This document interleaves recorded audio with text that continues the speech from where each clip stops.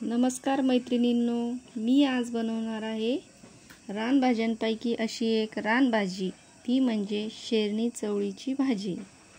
तर ह्या आहेत शेरण्या। ह्या शेरण्या प्रथम आपण अशा प्रकारे कट करून घेऊ। आता सर्व शेरण्या कट करून झालेल्या आहेत। या कट केलेल्या शेरण्यांचे अशा प्रकारे बी काढून घ्यायचे आहे। या शेरण्या आता आपण पाण्यामध्ये 2 ते 3 मिनिटांसाठी शिजवून घेऊ।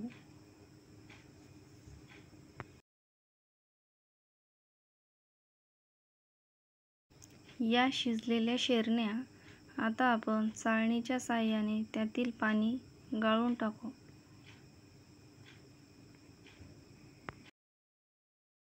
आता आपण कुकरमध्ये पाणी टाकून चवळी स्वच्छ धुवून शिजवून घेऊ।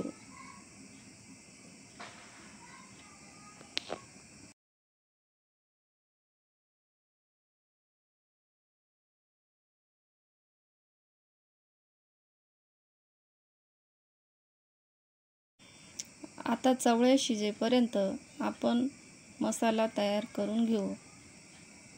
मसाल्यासाठी आपल्याला मिरच्या, कांदा, लसूण आणि शेंगदाणे देखील लागणार आहे।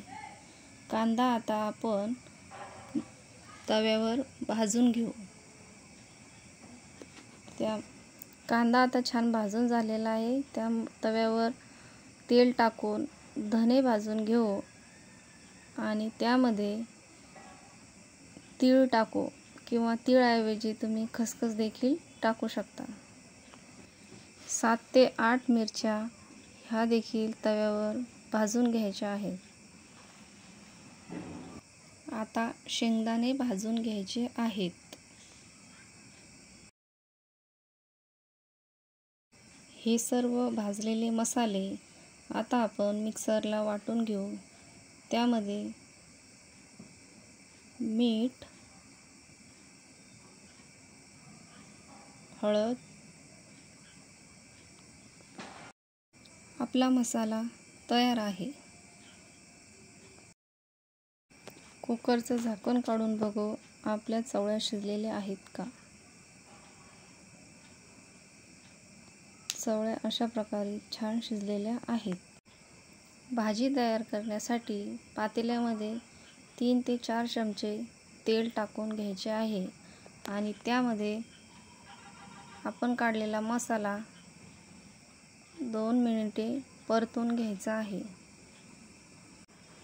मसाला अशा प्रकारे परतून घेऊन त्यामध्ये शेरण्या,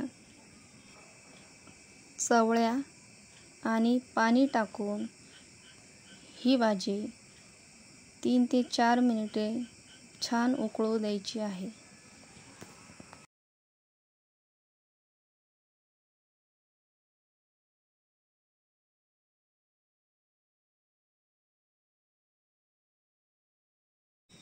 तर मैत्रिणींनो, तयार आहे आपली शेरणी चवळीची भाजी।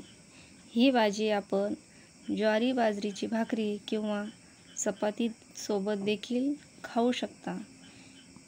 ही भाजी नक्की एकदा ट्राय करा आणि कशी वाटली मला कमेंट करून नक्की सांगा।